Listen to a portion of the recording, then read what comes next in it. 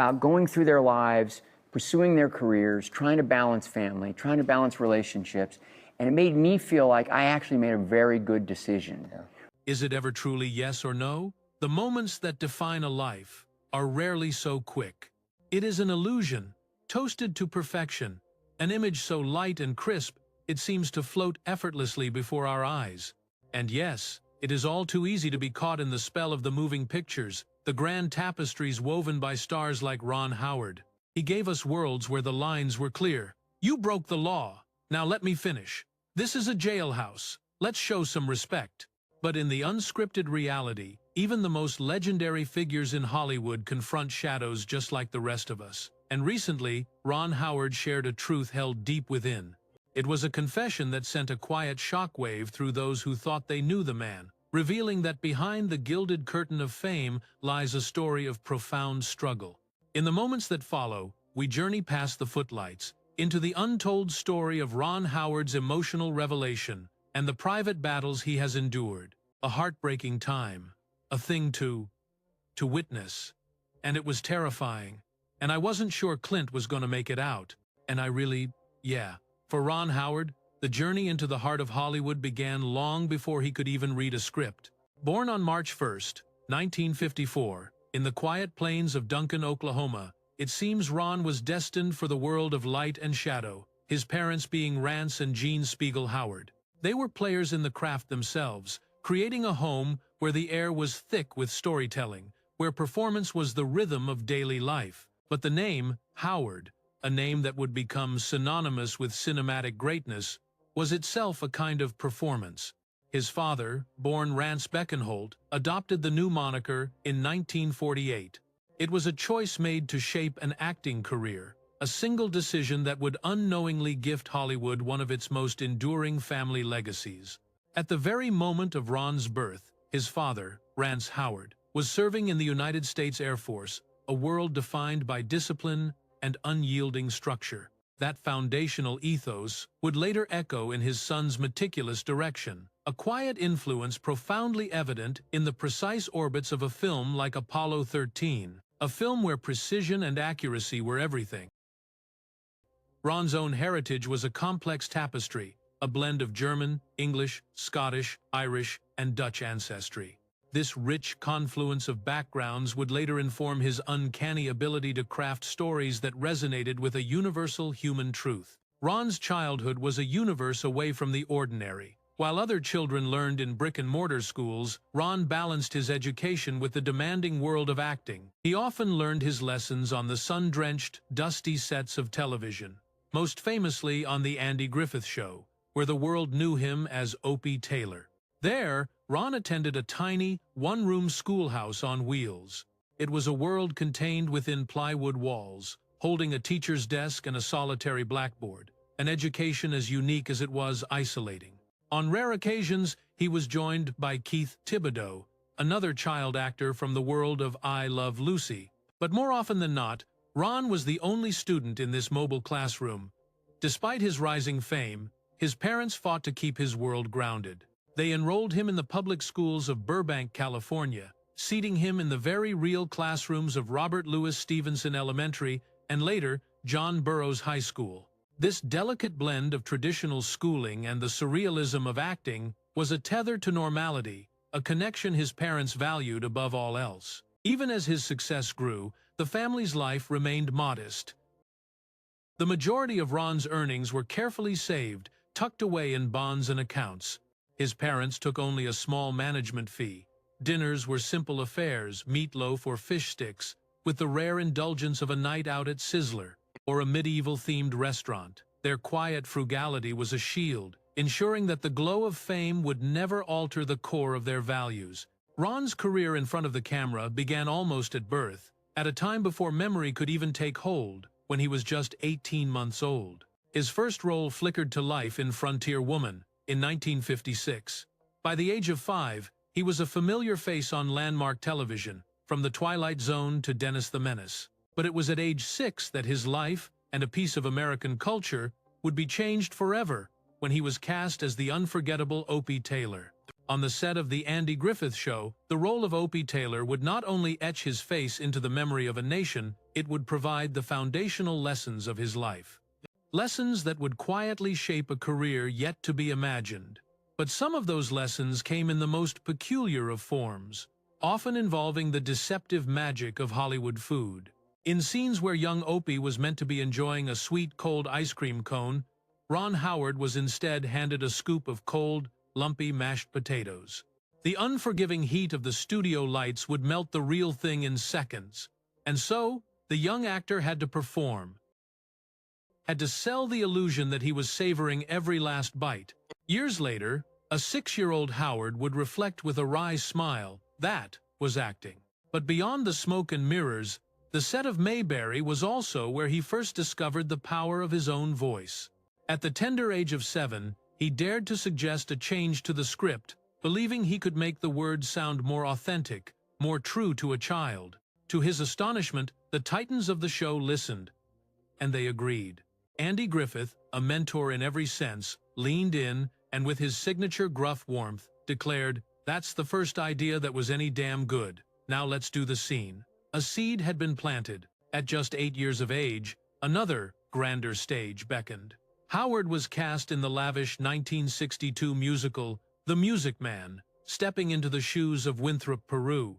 The character was a young boy, silenced by a pronounced lisp, a technical and emotional challenge that required the young actor to meticulously craft a convincing speech impediment. He had to do this while holding his own against seasoned titans like Robert Preston and Shirley Jones. The film itself became a runaway triumph. It captured 6 Academy Award nominations and reigned as one of the highest-grossing pictures of the year. And amid the spectacle, Howard's performance was singled out for its profound, natural charm, a maturity that proved he belonged in these high-stakes productions. Then, in 1963, a new role demanded he venture into even deeper emotional territory. He starred opposite the legendary Glenn Ford in The Courtship of Eddie's Father, a film that asked him to portray a son, a boy navigating the labyrinth of grief and the fragile hope of a new beginning, as he desperately tries to find a new partner for his widowed father. The somber, heartfelt themes of the story provided a canvas for Howard to reveal a startling emotional depth far beyond his years. And in a quiet, almost poetic footnote, his own father, Rance Howard, appeared in a small role, the very first of what would become a lifetime of on-screen collaborations between father and son, a bond forged in fiction and in fact. But in 1974, Howard's career was about to take a turn that would define a generation, when he was cast as Richie Cunningham. The series was called Happy Days, a nostalgic look back at the 1950s that exploded into a full-blown cultural phenomenon. And at its center was Howard's portrayal of the wholesome, all-American teenager, a character that resonated with millions. But behind this idyllic image, a different story was unfolding. What few knew was that the very existence of Happy Days was inextricably linked to his performance in a rebellious 1973 film called American Graffiti. It was the staggering success of that movie that convinced the executives at ABC to resurrect the Happy Days concept from the ashes of a previously failed pilot.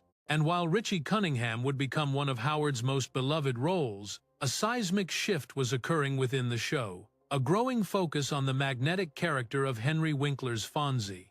This shift in the spotlight inevitably created a subtle tension behind the curtain. Yet, even as one star's light grew to overshadow the other, Howard and Winkler forged a powerful, private friendship, a bond that has endured for decades. But to understand that moment, we must go back to American Graffiti, a film that was more than a role. It was a crossroads. It was the bridge between the child actor America knew and the visionary filmmaker he was destined to become. At the helm was a young director named George Lucas.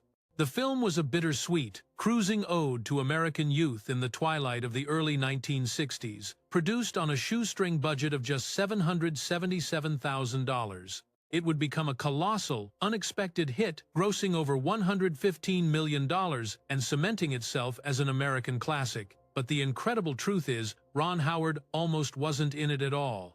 George Lucas was adamant about casting unknown faces, and Howard's lingering fame from Mayberry made him, in the director's eyes, a liability. But then came the audition. Howard was asked to improvise a scene, a clumsy attempt to buy liquor while underage. In that moment of raw, unscripted truth, he won Lucas over completely. For Howard, filming American Graffiti was nothing short of transformative, a baptism by fire shot over 28 chaotic nocturnal weeks in the hazy summer air of Northern California. The production became a masterclass, granting him an intimate view of Lucas's revolutionary filmmaking methods, igniting a quiet ambition within Howard to one day command the director's chair. It was a dream that would simmer, waiting for its moment, while the film's phenomenal success blew open gateways for Howard, not just in cinema, but on the small screen as well. His iconic turn in American Graffiti served as a direct conduit to his beloved role in Happy Days, yet it also unlocked pathways for him to explore more complex, darker territories. He stepped into more mature roles, standing shoulder to shoulder with the Titan of the West, John Wayne, in the 1976 classic, The Shootist, and in television dramas like Locusts and The Migrants in 1974, he continued to hone his craft until the inevitable call from behind the lens grew too strong to ignore. His first major studio venture, 1982's Night Shift, would not just succeed, it would signal the arrival of a major new directorial voice. The comedy featured Henry Winkler, but it was a kinetic, largely unknown actor named Michael Keaton who delivered a supernova performance, launching a legendary career. But behind this casting lies a hidden battle. Few realize that Howard went to the mat for Keaton, championing his raw talent against a studio that demanded a more bankable star. Keaton's frenetic energy didn't just win over critics, it also earned him an award from the Kansas City Film Critics Circle, as the film went on to gross $21.1 million. Forged on a modest $8.1 million budget, it was definitive proof that Ron Howard could orchestrate a symphony of both laughter and genuine heart. Howard's next creative leap would take him into uncharted waters with 1984's Splash, a whimsical tale of a man, a mermaid, and an impossible love. This film would introduce the world to Tom Hanks as a leading man, a twist of fate, as the role was first offered to and rejected by John Travolta. But the script itself had a long, arduous journey to the screen. It endured more than 20 rewrites from a revolving door of writers before Howard finally took the helm. And the challenges were only just beginning, especially for his star, Daryl Hannah. Embodying the mythical mermaid, she spent grueling hours submerged, the harsh chlorine inflicting skin, ailments, and even temporary blindness, a sacrifice for the magic on screen. Yet, from these turbulent waters, Splash emerged as a box office phenomenon, earning $69.8 million domestically and cementing Howard's reputation.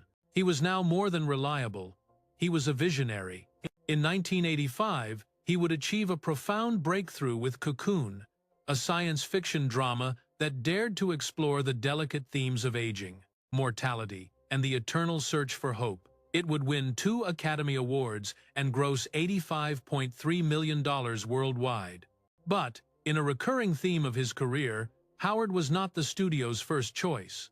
The director's chair had been vacated when Robert Zemeckis was dismissed, a casualty of poor test screenings for a prior film. At just 31 years of age, Howard now faced the daunting task of commanding a cast of Hollywood titans, true veterans of the silver screen, legends like Jessica Tandy and Donna Metche. And behind the scenes, a fascinating piece of movie magic was at play with Wilford Brimley, who portrayed one of the senior citizens. In reality, Brimley was only 49 at the time, requiring hours of meticulous makeup each day to achieve his aged appearance. This commitment to illusion was matched by the film's pioneering special effects, a seamless blend of practical artistry and nascent computer-generated imagery earned an Academy Award for visual effects.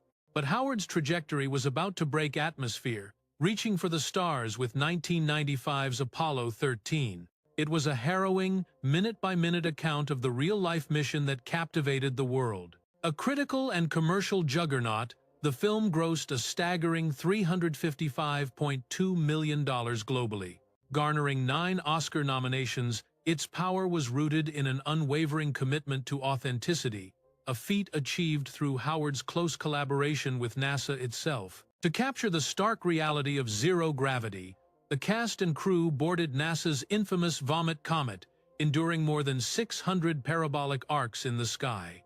Tom Hanks would later quip about the perpetual state of nausea, but the physical toll was a price they willingly paid for perfection. The effort yielded one of the most breathtakingly realistic depictions of space travel ever committed to film. Then, in 2001, Howard turned his lens from the vastness of space to the intricate labyrinth of the human psyche with A Beautiful Mind.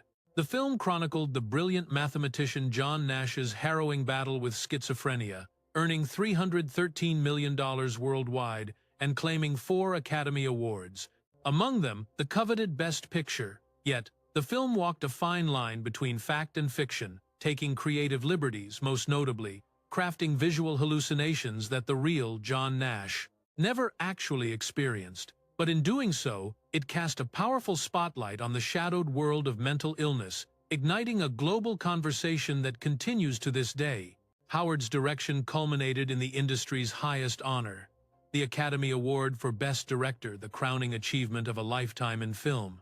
In a profoundly moving acceptance speech, he acknowledged the echoes of his past as a young actor, giving thanks for a dream he once believed was beyond his grasp. But even in this moment of triumph, a shadow of controversy loomed. Some whispered that A Beautiful Mind was not the rightful heir to the Best Picture throne. Critics championed other cinematic titans, arguing that films like the enigmatic Mulholland Drive or the epic The Lord of the Rings, The Fellowship of the Ring, were more deserving of the ultimate prize.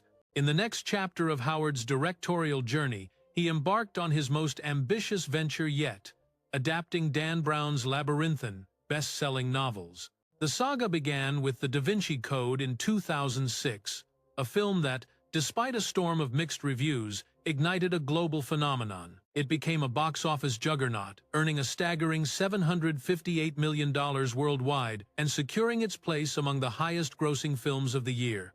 In a curious twist, the film series defied the chronology of the books. Angels and Demons, the very first novel, was held back. It was adapted as the second film in 2009, a strategic maneuver that revealed Howard's focus on capturing audience imagination over slavish devotion to the source. This was a calculated choice, designed to sustain the franchise's powerful momentum after the colossal success of The Da Vinci Code.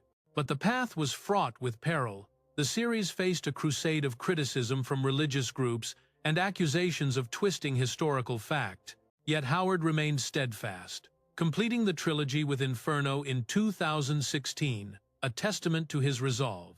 Across the span of 3 films, the franchise amassed more than $1.5 billion, proving Howard's singular ability to transform controversial literature into cinematic gold.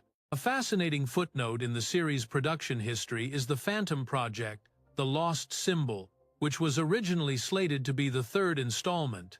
Instead, Inferno claimed its place, and The Lost Symbol was later reborn as a television series in 2021. Howard, however, was no longer at the helm, a stark reminder of the unpredictable currents that shaped the landscape of Hollywood. His creative compass then pointed away from fiction, as he took on the monumental task of chronicling the story of the Beatles.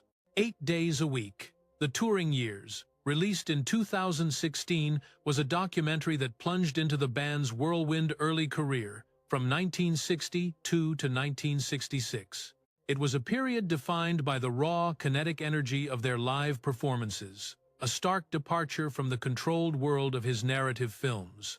This project was an archival odyssey, requiring his team to piece together over 100 hours of rare and forgotten footage, including the legendary 1965 Shea Stadium concert. The restoration of the concert film was a monumental task in itself, involving a meticulous 4K resolution digitization and a complete sound remastering by Giles Martin. He was, fittingly, the son of the Beatles' own legendary producer, George Martin, bridging a generational echo. Then, just as the film was poised for its debut, a legal battle erupted over the ownership of the Shea Stadium master tapes, casting an unexpected shadow of tension over the entire project. Despite these final-hour hurdles, the documentary emerged as a resounding critical and commercial success, grossing $12.3 million. On a mere $5 million budget, It went on to earn a Grammy Award for Best Music Film in 2017, proving that Howard's storytelling prowess knew no genre.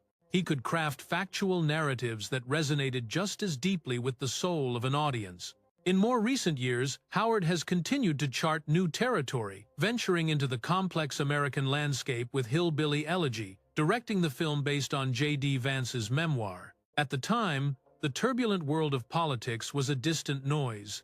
Their focus was on the raw, human story of Vance's life. But now, with Vance's close alignment to Donald Trump and his emergence as a vice presidential candidate, a profound unease has settled upon Howard. At the Toronto International Film Festival on September 9, 2024, a visibly surprised Howard would be forced to confront this new reality, and deeply troubled by the path Vance had chosen, recalling a time when they collaborated, a time when Vance remained untouched by the political fray. Howard's disillusionment was palpable, his words sharp and unequivocal. "There's no way I would ever support Donald Trump, no matter who his running mate is." From a man who typically shies away from the political arena, this was a thunderous, unforeseen declaration. Yet, mere days later, the harsh glare of politics would soften, replaced by a much warmer, nostalgic spotlight. On the stage of the 76th Primetime Emmy Awards, on September 15, 2024, a moment of television history was rekindled as he reunited with Henry Winkler to commemorate a half-century of happy days. The Emmy stage itself had dissolved, reborn as Arnold's Drive-In. The air seemed to fill with the phantom scent of burgers and shakes, amidst vintage booths, a silent jukebox, and faded pennants clinging to the walls. Every meticulous detail was a thread pulling the audience back through time, into the heart of the 1950s, where one of the most cherished moments was about to unfold. It arrived when Winkler, with a playful reluctance, paused before the Fonz's legendary jukebox ritual. He feigned being out of practice, a jest that was met with a knowing nudge from his old friend, Howard. And then, he delivered.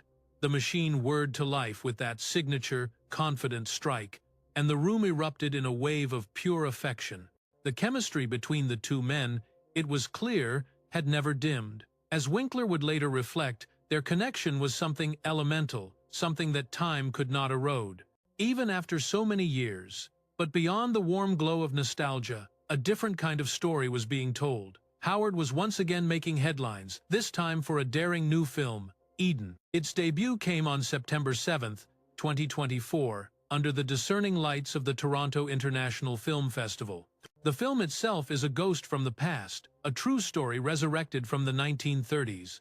It whispers of a small band of settlers on the remote Floriana Island in the Galapagos, souls searching for paradise, who instead found themselves locked in a spiral of conflict, both perilous and fatal. The resulting film is a volatile cocktail of thriller, dark comedy, and historical drama, a stark canvas revealing a profoundly different shade of Howard's directorial vision. Its world is populated by the talents of Ana de Armas, Jude Law, and Sydney Sweeney, and it is de Armas who has captured the critic's gaze.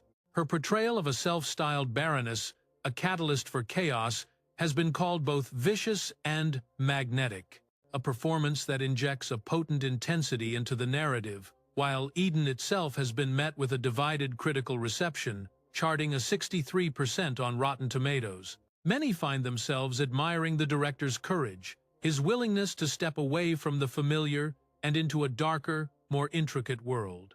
Bringing Eden to life was an ordeal in itself. The majority of the film was shot not in the Galapagos, but on the distant shores of Queensland, Australia. The logistical nightmare of filming in such an isolated ecosystem proved too great, though a smaller, dedicated crew was dispatched to the Galapagos. They were tasked with capturing the archipelago's singular, haunting beauty, their production struggles mirroring the very plight of the characters they were chronicling. Characters who battled for survival in an unforgiving land. But beyond the shadows of the silver screen, Ron Howard's own story is one not of survival, but of devotion. It is a story of family and of an unwavering commitment to what truly matters. He has been married to Cheryl Alley since June 7, 1975. But their chronicle began long before that day. They were just teenagers, their paths crossing in the halls of John Burroughs High School in Burbank, California. Their first date, a memory etched on November 1st, 1970. It was an evening of simple pleasures, a screening of It's a Mad, Mad, Mad, Mad World, and a shared pizza. From this humble beginning, something profound and unshakable would grow, an enduring partnership. It's said that Ron had to ask for her hand 3 times before she finally said yes. Their wedding was a tapestry woven with family, friends, and faces from his other life co-stars from The Andy Griffith Show and Happy Days, all gathered to witness their union. Through all the years, all the films, all the pressures of fame, Ron has consistently called Cheryl his greatest champion, often revealing that the secret lies in the simple act of communication. It is the bedrock of their marriage. But Cheryl's role extends beyond that of a partner. She is intricately woven into the fabric of his work. She has graced his films with quiet appearances, from The Da Vinci Code to Angels and Demons. For Ron, her presence on set has become a talisman, a bringer of good fortune, a quiet superstition in the heart of Hollywood. Together, Ron and Cheryl raised 4 children, a testament to their shared commitment to build a life grounded in something real and lasting. A seemingly ordinary life, their eldest, Bryce Dallas Howard, would step into the very world her father had mastered, becoming both an acclaimed actress and a formidable director, her name gracing cinematic milestones like The Help and Jurassic World. She would even take the helm for episodes of the celebrated series The Mandalorian. Yet Ron harbored a quiet nervousness about his daughter's journey into the heart of Hollywood. He understood the unforgiving nature of the industry, the shadows that lurked behind the Klieg lights, but his support was unwavering, his pride a constant, quiet force behind her every achievement. Their twin daughters, Paige and Jocelyn, would chart starkly different courses, 2 souls born of the same moment, yet drawn to different destinies. Paige, too, felt the pull of the screen, appearing in films and television. Her credits include pictures like Adventureland and the series Medium, while Jocelyn deliberately chose a life shielded from the public gaze, a quiet world of her own making. Their youngest, Reed, would diverge entirely. He chose a path of discipline and focus far from any soundstage, becoming a professional golfer. Through it all, Ron and Cheryl remained the constant, encouraging their children to listen to their own inner compass. They were urged to follow the architecture of their own dreams, whatever form they took. And now, as grandparents to 6 grandchildren, a new chapter unfolds. In these later years, Ron and Cheryl find their greatest joy in the simple, profound moments spent with their ever-expanding family. Ron has often been heard to say that for all the awards and accolades, his family remains his single greatest achievement, a belief made tangible as he now works alongside his children on creative projects, blending family and art. This collaboration brings a unique, resonant depth to his work. For in Ron Howard's universe, family is the gravitational center, his enduring love for Cheryl, for his children, and now, for his grandchildren. It all proves that his most significant triumphs were never confined to a Hollywood backlot, but were cultivated within the walls of his home. His life is a testament that the most profound legacy is not etched in celluloid, but in the enduring, unbreakable connection to the people you love.